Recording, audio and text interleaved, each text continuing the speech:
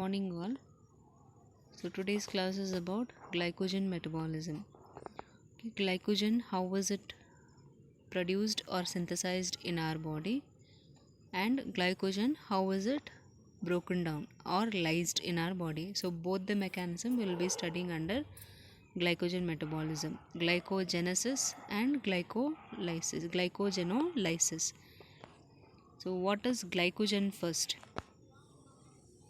Okay, so glycogen is excess of glucose. So whatever diet we are consuming, so body will utilize the glucose or carbohydrate diet. So excess glucose which is there, that is converted into glycogen. Okay, it is stored as glycogen. So whenever there is energy requirement, so in conditions like fasting or starving, this glycogen is made use. Okay, this is a fuel. Prime function of this liver glycogen is to maintain the blood glucose levels between the meals, as I told you. So that is between the fasting. And glycogen is stored in liver and muscles.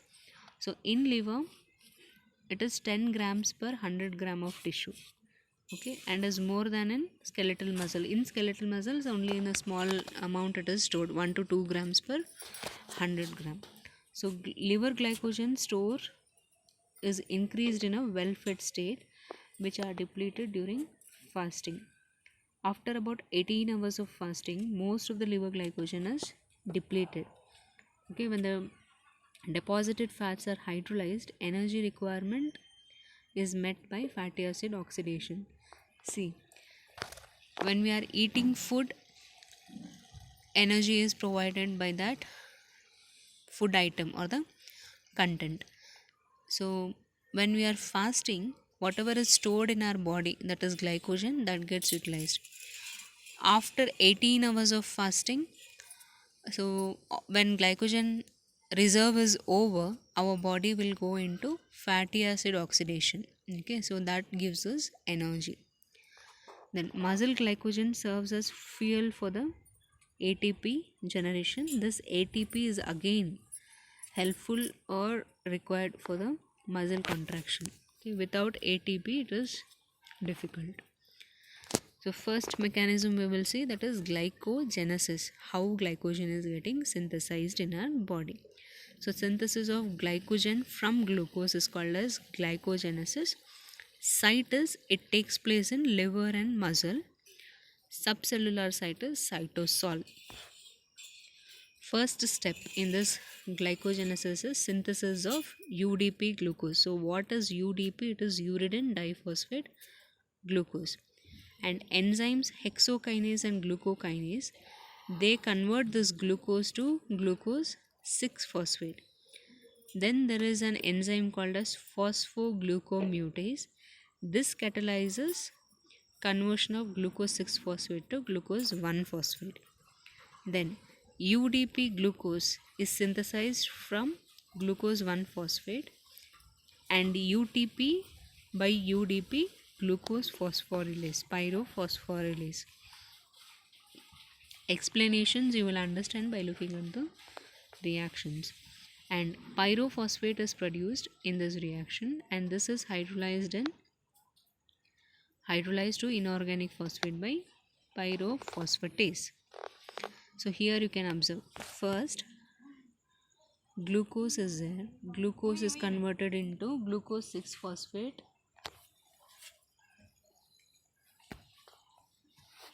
glucose 6-phosphate is converted into glucose 1-phosphate, then from there it is going to glycogen. That is the overall step.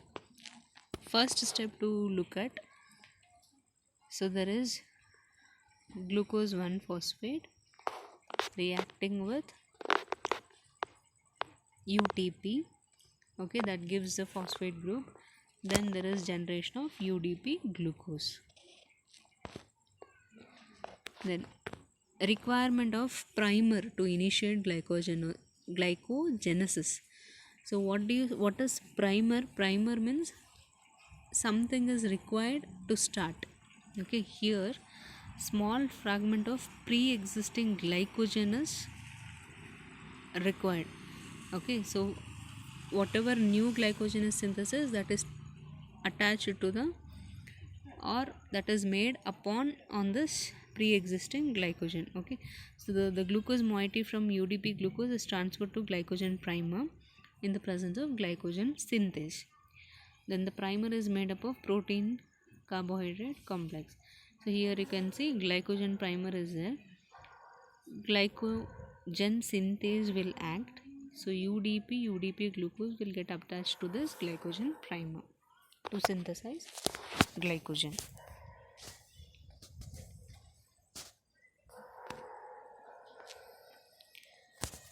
Then glycogen synthase is responsible for formation of this 1,4 glycosidic linkage.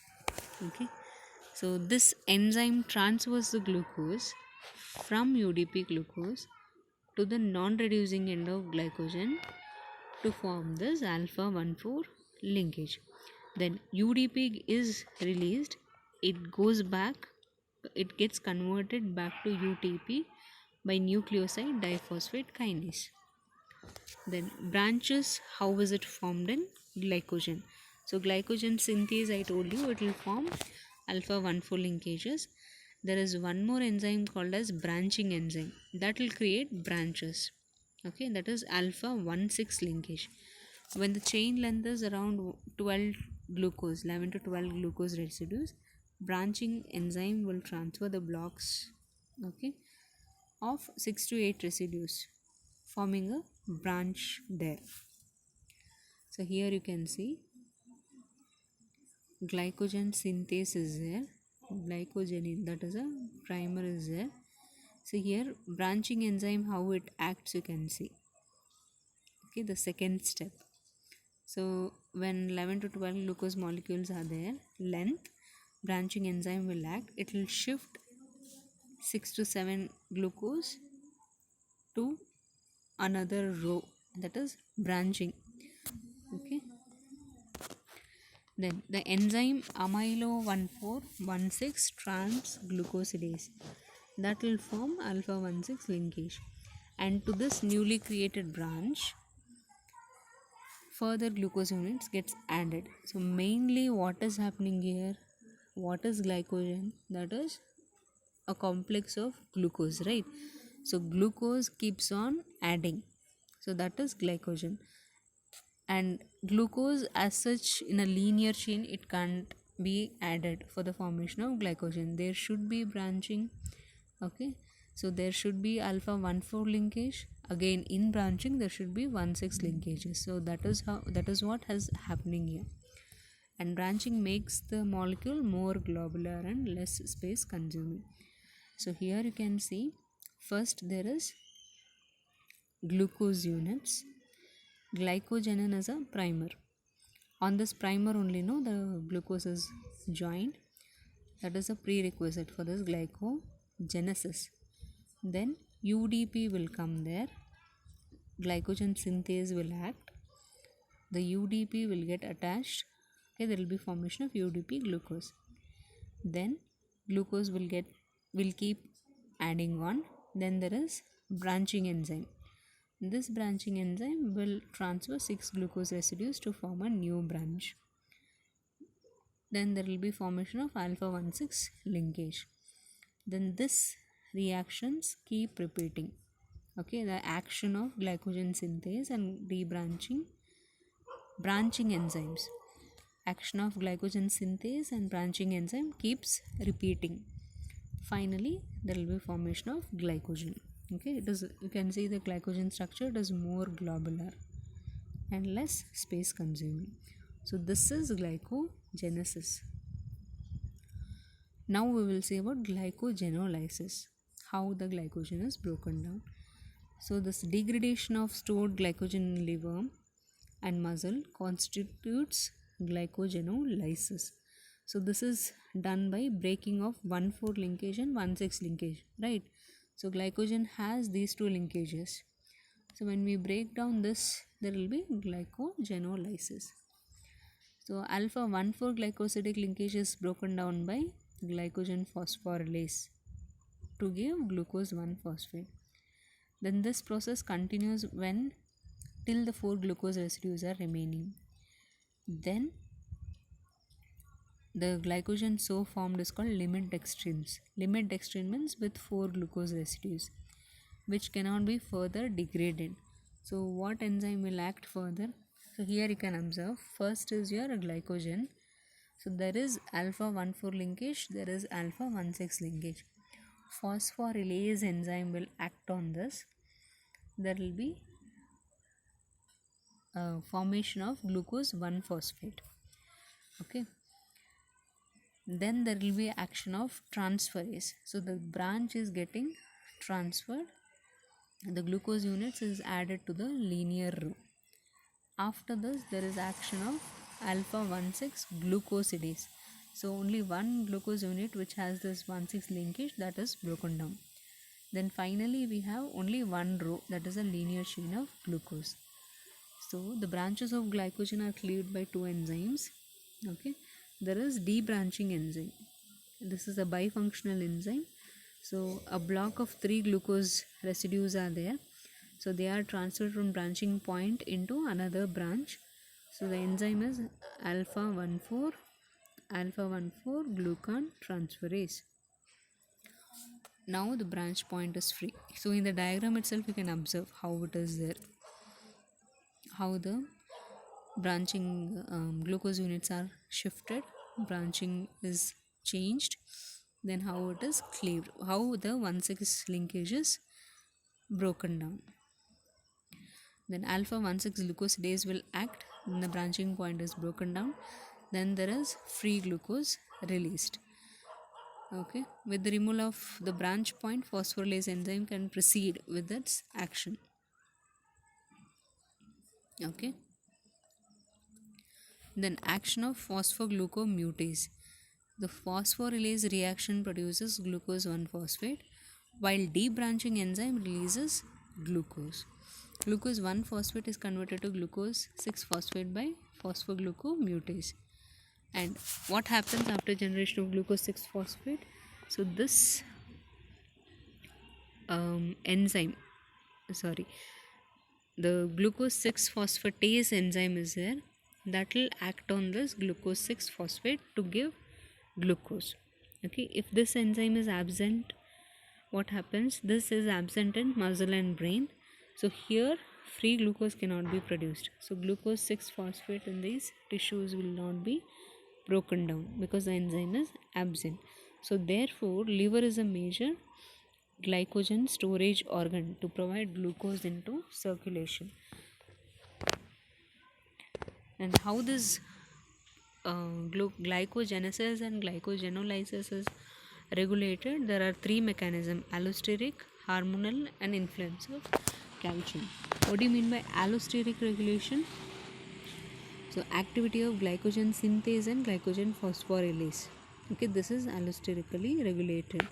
So about allosteric regulation you would have already studied in your enzymes chapter. Okay, the control is carried out in such a way that glycogen synthesis is increased when the substrate availability and energy levels are high. Substrate is your glycogen primer is 1, then the glucose. On the other hand, breakdown, glycogenolysis is enhanced when glucose concentration and energy levels are low. Clear, right? So when glucose levels are low, glycogenolysis should take place obviously. When energy levels are high, glycogen synthesis will be there, glycogenesis. So in a well-fed state, there will be availability of glucose 6-phosphate, so which will allosterically activate glycogen synthase. Then there will be more glycogen synthesis. So on the other hand, glucose 6-phosphate and ATP, they inhibit glycogen phosphorylase enzyme. Free glucose in liver also acts as an inhibitor, allosteric inhibitor of this glycogen phosphorylase enzyme. Then coming to hormonal regulation, here we can see the action of insulin and glucagon. So the key enzyme glycogenolysis is phosphorylase, which is activated by glucagon, okay, under the stimulus of hypoglycemia. Then The glycogen synthesis enzyme, key enzyme is glycogen synthase. Okay, the activity of this is decreased by adrenaline, okay, but enhanced by insulin under the stimulus of hyperglycemia. Then cyclic AMP as secondary messenger. So cyclic AMP, it acts as a secondary messenger for most of the hormone actions. So with the covalent modification, there will be phosphorylations, dephosphorylation of the enzyme proteins. So enzymes, hormones like epinephrine, norepinephrine and all, they will activate this adenyl dicyclase to increase the production of cyclic AMP. So this enzyme phosphodiesterase will be there. So that will break down the CAMP, that is cyclic AMP. And hormone insulin also increases this phosphodiesterase activity in liver, and it will lower the cyclic AMP levels. So this is how the regulation is done, both glycogenesis and glycogenolysis. So summary of this regulation I have put up here, so you can go through this. Then the disorders associated with glycogen metabolism is glycogen storage disorders. So there are 7 types of glycogen storage disorders, type 1 to type 7. So type 1, there will be deficiency of glucose 6 phosphatase, that is called von Greg's disease. Okay, so symptoms is shown here. There will be hypoglycemia, okay, liver enlargement along with glycogen accumulation. So when glycogen storage disorders, most of the types you can see glycogen will be accumulated. Type 2, it is due to the alpha 1,4 glucosylase, it is called as Pompey's disease.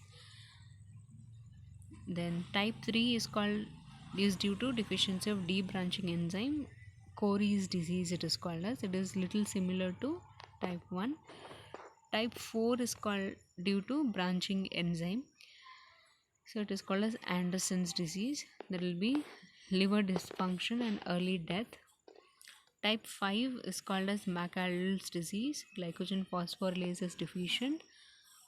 Along with glycogen accumulation, there will be muscle cramps with exercise. Then type 6 is due to glycogen phosphorylase deficiency. It is called as Her's disease. Type 7 is called as phosphofructokinase deficiency. Okay, so I want you all to make a note on this glycogen storage disorders. Okay, refer to 3 books. Here I've just briefly put up. Okay, it can be asked for 3 or 5 marks. So just make a note on this disorders, all the types with symptoms, clinical manifestations. Okay, thank you.